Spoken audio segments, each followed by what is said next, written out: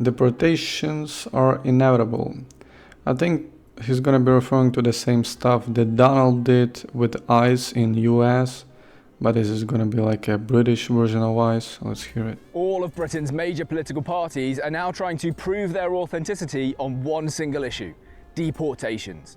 Whether it's Labour, the Conservatives or the Reform Party, they're all setting out their stalls, and in my opinion, none of them go far enough. This video isn't meant to be some kind of victory lap, but it is progress. We're going to talk about all of it, but I'm also going to tell you exactly what I would do to instantly reverse the boats. And I'm not just talking about stopping the boats, I'm talking about reversing them, having people get in small boats in England and sail back to France. I mean, for that, you need to force them. You need to force them to do that the same way as ICE is doing in states. Even National Guard, police, federal agents are helping. Like you need a lot of force to force somebody to leave the country. Wouldn't that be a sight to see? Let's start with the Reform Party, because 2 days ago, Nigel Farage unveiled Operation Restoring Justice. And the interesting part, you can send them anywhere. Like you can send them to Uganda. Like this in is any the Reform part of the Party's world. plan to tackle illegal migration coming over the channel. And there are some welcome parts of this plan. For example, illegal migrants who enter the country will be immediately detained prior to being deported. And the detention part is really important because it means that they... Again, there should be a filtration system that always been in US and that still exists in US. won't be free to roam around English communities. If you come to the UK illegally, you will be detained and deported. And I would say during the Biden administration, the filtration system was on pause for sure, but right now it's never ever allowed to stay, period. But it's not only that. Nigel has recently said that he's willing to work with anyone to secure returns agreements, and that includes the Taliban in Afghanistan. I'm sorry, I've had enough of this. If you come from Afghanistan, you go back to Afghanistan. End of. Let me be clear, what the Reform Party are offering here is by far the strongest position of the three major political parties. It's stronger than Labour and it's stronger than the Conservatives. Of course, if you look at smaller parties like the Advance Party or Homeland or UKIP, and that's definitely what people want to hear and see. Then you get a much tougher position. I'm talking about millions of people deported. But this is the strongest of the three major political parties, and yet, frankly, it's just not strong enough. We're talking about 500,000 or 600,000 people deported in the first 5 years. Okay, so that's 100,000 a year, approximately. But we know that there's well over 1 million people illegally in the UK at the moment. And it's not just people from small boat crossings. Okay, there's people who come on lorries still. There are an enormous number of people who just overstay their visas, right? So the problem is huge. We actually don't know exactly how... I mean, the Home Office has no idea how many people have stayed in UK. I mean, that's the question of amount of the law enforcement that will be involved. The bigger the amount of illegal immigrants will come back to their homes. How big it is, because the Home Office doesn't even keep track of whether people have left the country after their visas expired. So it could be 2 million people in the country. And when you start to look at that, and then you consider 500,000 over 5 years, you can see that, look, it's better than nothing. It's the strongest of the three main parties, but it's still not strong enough. And so I'm going to keep pushing until this position is stronger. Another sign of weakness that I see in the Reform Party's plan stems from Nigel Farage himself. And what do I mean by this? Well, look, let's be honest. The Reform Party is Nigel Farage, and Nigel Farage is the Reform Party. It's not some collection of thoughts. It's not particularly democratic. Whatever Nigel says goes, okay? And if he's hesitant and uncertain and anxious, then so is the party's platform. Now, why do I bring that up? Well, I bring it up because when he delivered the Operation Restoring Justice speech, it was a little bit unclear to some of the journalists whether that plan included deporting women and children. And so over the next few hours, you saw a flurry of headlines saying Nigel Farage plans to deport women back to Afghanistan. Okay. And then yesterday, he clarified his position on this. I was very, very clear yesterday in what I said, that the deportation of illegal immigrants, we were not even discussing women and children at this stage. There were so many illegal males in Britain, and the news reports that said that after my conference yesterday were wrong. Wrong, wrong, wrong. Okay, and there you have it. Nigel Farage has made his position clear. The deportation plan will exclusively target men, not women and children, men. Now, I don't agree with that. That's interesting because in States they're just throwing everybody out. For a few reasons. First of all, it's Like, just they don't sexist, care. right? If men and women should be treated equally, they should be deported equally. That seems to make sense to me, right? That's what the feminists would want. But not only that, I think that as soon as you show any kind of weakness, the human traffickers know this and they will take advantage of that weakness. So there's a real risk that you're now just placing women and children at even greater danger by excluding them from your deportations plan. But nevertheless, Nigel has at least made his position clear. We understand it. Or at least, so I thought, because when I looked at the news this morning, guess what I saw? Nigel Farage has changed his mind again. Clarified his position. He's clarified his position from that very, very clear video just yesterday to now saying that women and children will be deported. So I have no idea what's going on. It's just constant flip-flopping, right? And like I said, when you see someone who's hesitant and anxious about doing something, they're going to fall at the first hurdle, right? Because Nigel Farage is the Reform Party and the Reform Party is Nigel Farage, if he's nervous, if he is doing this on an unstable platform, if he's not comfortable with deportations in general, then neither is the party platform. It's that simple. Speaking of a lack of commitment, do you remember 12 months ago when Nigel Farage delivered that now famous interview in which he said deporting hundreds of thousands of people was a political impossibility? It's a political impossibility to deport hundreds of thousands of people. We simply can't do it. Now, at the conference this week when Nigel Farage was unveiling his plan to deport hundreds of thousands of people, a journalist actually brought up that very specific interview. And here was Nigel's response. Nigel Farage, last September you told GB News that it was a political impossibility to deport hundreds of thousands of people and that you simply couldn't do it. What has changed your mind that you now believe that you can? The political impossibility was deporting millions and millions of people, and that's where the argument had gone. Did you spot the difference? The political impossibility was deporting millions and millions of people. It's a political impossibility to deport hundreds of thousands of people. I get it, right? Newsflash, politician lied. Wow. But it was such a small lie, and it's on video, so it was very, very bizarre. He could have just said, oh, the political landscape has shifted, or I've changed my mind, but instead he was pretending that that question was about millions and millions of people being deported when it wasn't. He said hundreds of thousands, and it's on video. You were the one sat in front of the camera. You would think you would remember that. Anyway, it comes back to this point about being uncertain and hesitant, and I'll tell you why this is so important. 12 months ago, Nigel Farage was saying that it was a political impossibility to do these kinds of deportations. He hasn't changed his mind. The British public have forced his hand. He was trying to shut down that discussion altogether because he just doesn't want to go there. Okay, he even says that in the interview. He says, I don't even want to go there. I don't want to get dragged down the route of mass deportations. He doesn't want to do it. But the British public are now out in force every single day, protesting outside these hotels, demanding that people get deported. So he doesn't have a choice anymore. He has to address it. And the reason that this is problematic is because, yes, he's delivered this plan and this speech, and it doesn't sound completely awful, okay, fine, but it all comes down to him. He's going to be the Prime Minister. And when there is a report sat on his desk of, oh, this man that we've sent back to, I don't know, Afghanistan, Syria, Iraq or whatever, something terrible has happened to him, he's going to lose his bottle immediately. He's going to just completely snap. He's going to say, all right, we've got to temporarily pause all deportations. And that... Why would he do that? Like, it's the problem of illegal immigrant that he's having the problem. That'll be it. It'll never be unpaused, and you'll get all the way to the end of his term as Prime Minister, and then he'll just retire from politics, okay? Because he's too worried about his own reputation. And yeah, I guess I am saying he's a bit of a coward, quite frankly. Not always, right? He hasn't always been that way. You know when Nigel Farage is committed to a cause. He was committed to Brexit, and he campaigned on that for 20 years.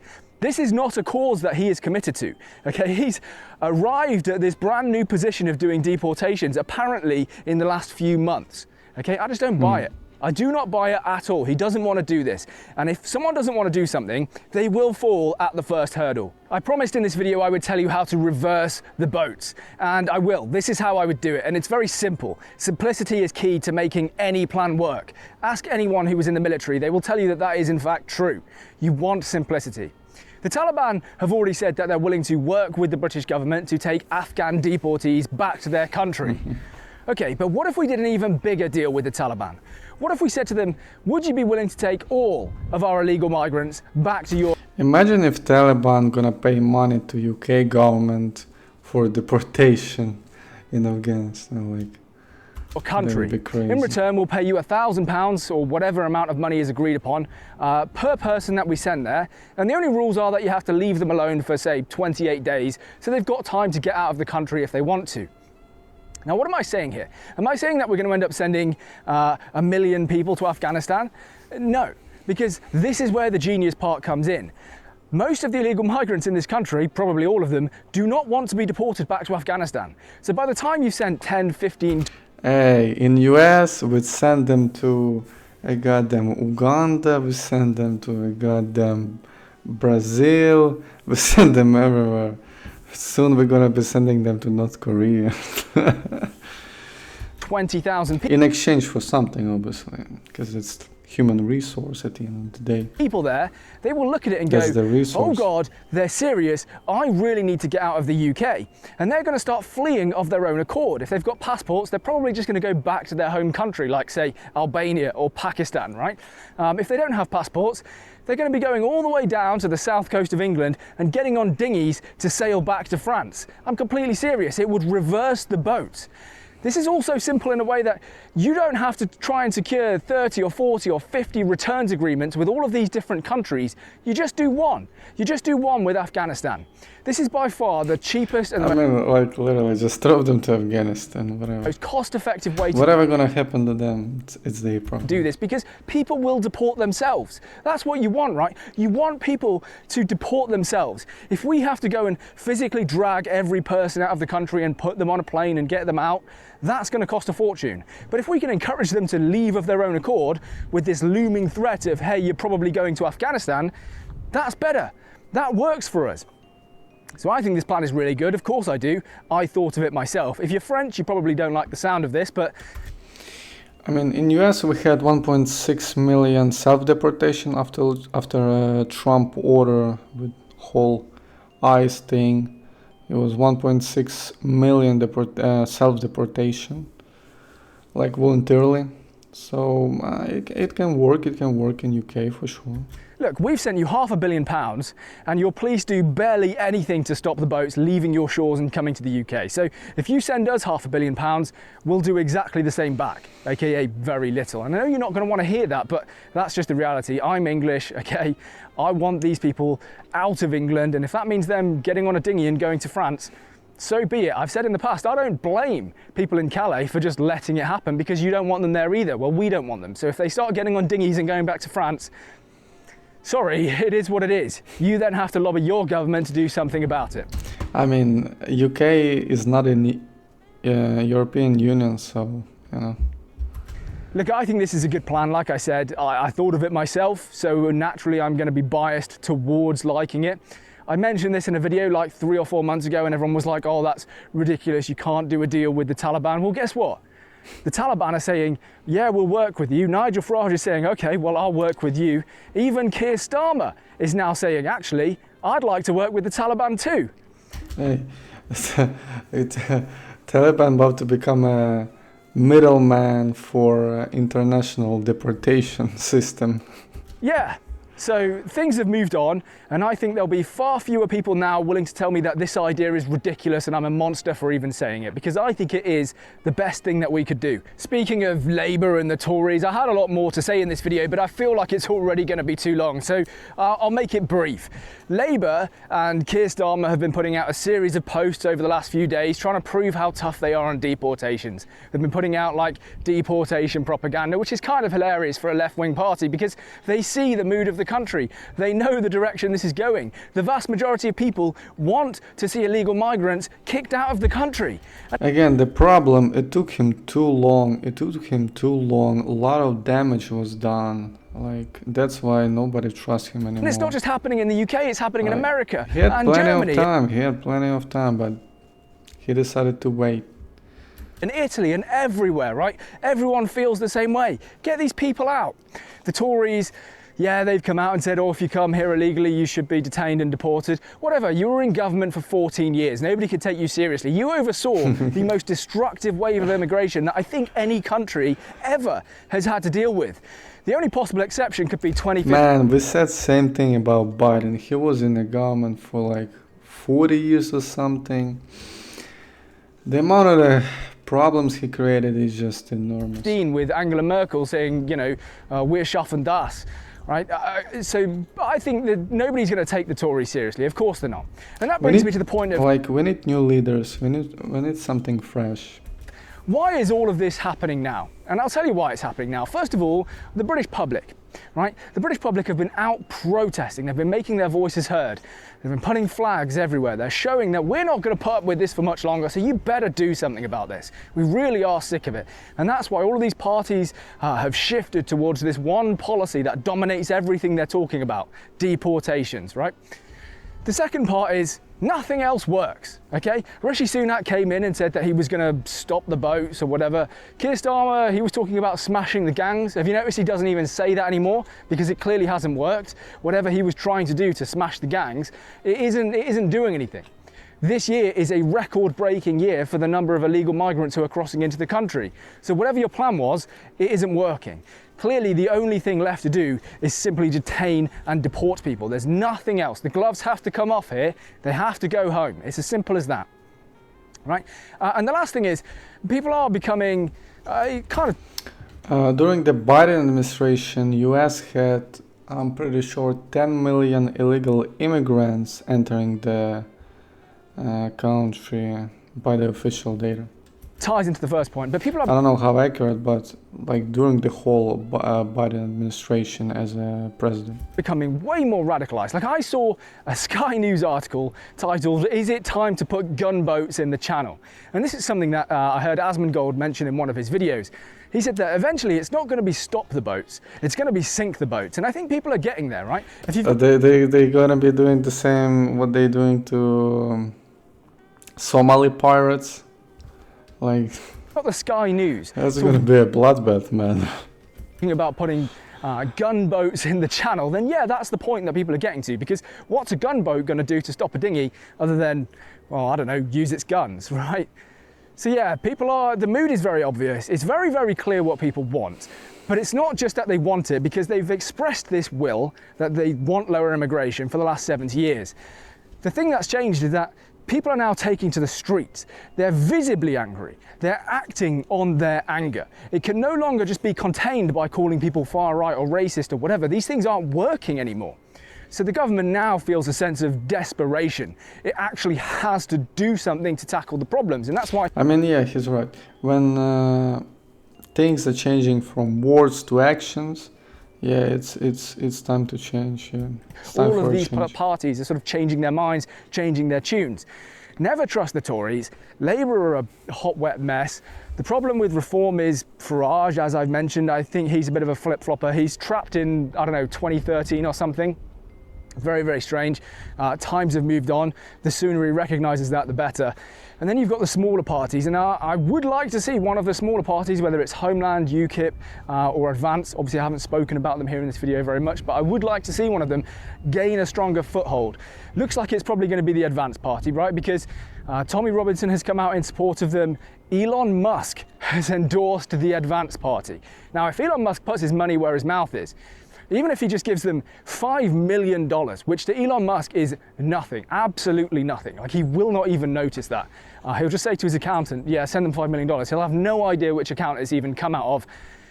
That is a huge amount of money in British politics. $5 million is just a complete game changer. It's like probably the equivalent of everything that the Tories get in a single year, just from one donation from Elon Musk. So that would make a massive difference, right? Then they could start paying more people, writing more policy, standing people up. So we'll see if that happens, but Advance could be a real threat to the Reform Party. We will see, especially if they start like, what Advance should do as well is they should start poaching or like absolving those smaller parties into the Advance party. So if they take UKIP and Homeland and bring those people on board into Advance, then they're going to have to accept some compromise. They're not going to get the exact position that they wanted. But if they can do that, then they'll create a really powerful thing. We'll see what happens, okay? Especially if Rupert Lowe joins them. Anyway, I'm rambling a little bit now. Thank you very much for watching the video. I'm sorry, I get the feeling this is going to be a long one. I talked a lot, we've walked a lot, haven't we, Pooch? Have you noticed, whenever Asmongold is watching one of my videos, as soon as Annie is in the shot, he's very confused. It's like dogs are a mythical creature to him that he's never seen before. Anyway, maybe in a future video I'll show Asmongold doing a few tricks or something. That'll probably blow his mind. Anyway, please do leave a like, comment, subscribe. Let me know what you think about my plan to secure mass deportations. Maybe you still think it's too harsh and too cruel. So be it. I don't. I think it's what needs to happen. It's what I would do anyway. Leave a like, comment, subscribe, and... No, it's a good plan. Again, in states it does work, but you need to have a support from a lot of law enforcement, like police, federal agents, including national guard. You gotta up the game to to the point of using the military, for deportation, because there can be some violence there involved, and some of the illegal immigrants came from war zones, pretty much, so they can be really violent. So you gotta definitely use a lot of law enforcement in there, and maybe some military. But again, we'll see. September 13, waiting. We'll see what's gonna happen there. I hope there's gonna be no rain. A sunny day.